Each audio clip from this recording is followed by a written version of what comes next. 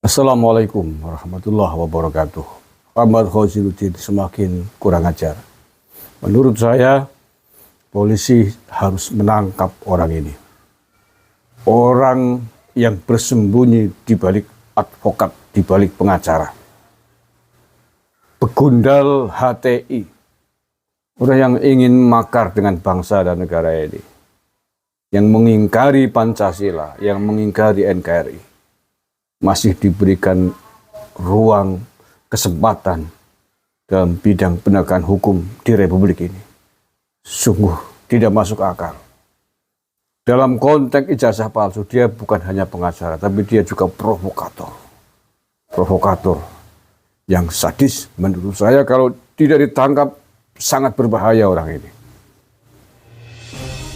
Dari lab forensik dan ini asli begitu. Baru kami merasa lega.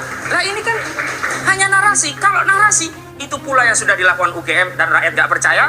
Kalau narasi itu pula yang dilakukan oleh kuasa hukum yang katanya sudah melihat asli, rakyat gak percaya. Kalau narasi itu pula yang dicoba meminjam otoritas media, diundang 11 orang kemudian dikatakan asli, masyarakat juga tidak percaya. Ternyata hari ini coba lihat saja di sosial media bagaimana, apakah mereka percaya? Kecuali beliau berdua ini kalau di ruangan ini yang percaya. Yang di sini tanya saja, percaya. Ibu-ibu provokator itu.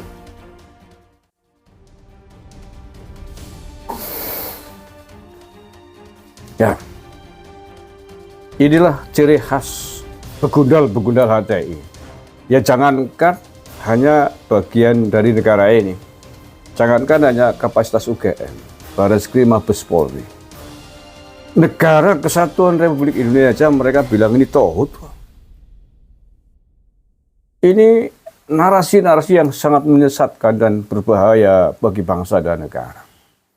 Mengatasnamakan rakyat. Rakyat yang mana? Yang tidak percaya gerombolanmu itu. Orang-orang HTI, orang-orang FPI. Orang yang masih sehat, rakyat Indonesia masih sehat akalnya. Tidak akan terpengaruh dengan provokasimu itu, Din, Wasinuddin. Orang-orang yang tidak percaya dengan lembaga-lembaga negara ini sangat berbahaya kalau tidak segera diciduk, diamankan oleh negara. Ya, memang ciri khas orang-orang yang ingin khilafah begitu. Ingin menghancurkan kepercayaan publik kepada bangsa dan negara ini. Jangankan hanya sekelas UGM, Bareskrim Mabes Polri. Bagi mereka, tata perundangan sistem kita di dalam berbangsa dan bernegara itu salah. Mereka menilai ini negara yang tauhid karena tidak berdasarkan ajaran Islam sebagaimana versinya HTI. Maka sekali lagi kita harus waspada betul dengan begundal HTI dan kroco-kroconya semacam ini. Kalau negara tidak berani tegas, polisi tidak tegas terhadap gerombolan antek-antek HTI Khoziruddin Qurb ini, maka rakyat yang akan tegas dengan mereka. Ya, sekali lagi rakyat pasti lama-lama tidak sabar untuk menghadapi mereka. Polisi tidak boleh terlambat, negara tidak boleh terlambat menghadapi orang-orang yang ingin merusak tatanan kita di dalam berbangsa dan bernegara. Kita tidak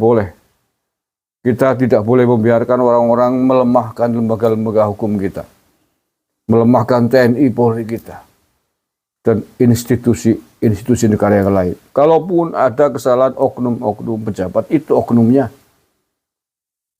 Dan negara sudah membuktikan oknum-oknum yang bersalah, yang korupsi, tetap ditindak tegas sesuai dengan hukum yang berlaku. Tapi tidak berarti harus merusak nama besarnya, merusak kredibilitasnya, merusak institusi sekelas Bareskrim Mabes Polri, merusak nama baik UGM. Tidak percaya, yang tidak percaya siapa yang tidak percaya dapurmu itu, Din. Kemudian mengatasnamakan rakyat tidak percaya. Rakyat yang mana? Rakyat gerombolanmu itu. Orang-orang yang ingin HTI, yang ingin khilafah itu.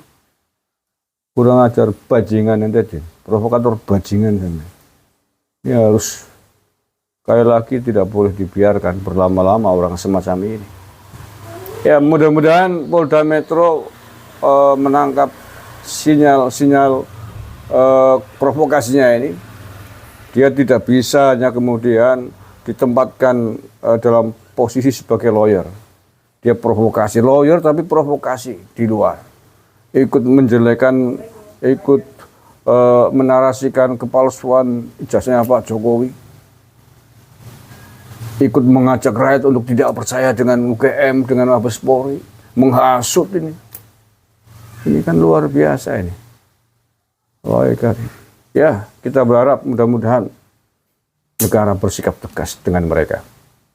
Jangan biarkan orang-orang semacam ini terus memproduksi provokasi, mempengaruhi anak muda mahasiswa. Ini pesertanya mahasiswaan loh. Mereka tidak sadar, barangkali banyak yang belum tahu siapa Khosiruddin. Anak-anak yang tidak tahu banyak tentang sejarah bangsa, tentang bahayanya ideologi khilafah ini. Kelompok-kelompok radikal garis keras yang ingin menegakkan negara Islam, negara atau khilafah.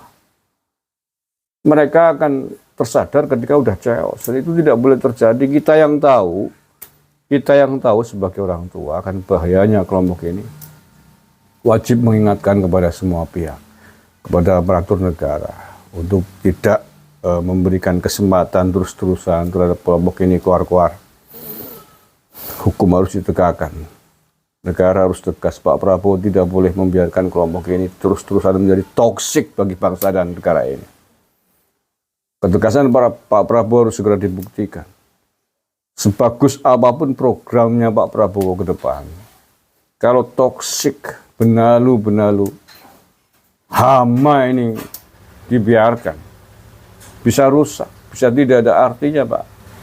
Saya, sebagus apapun programnya Pak Prabowo, kalau dibiarkan benalu-benalu itu menggerogoti, mengganggu, hancur lebur nanti, bisa berantakan seluruh program bagus yang telah dirancang, yang telah dilakukan oleh negara ini. Maka itu semua harus dilindungi. Bagaimana cara melindunginya?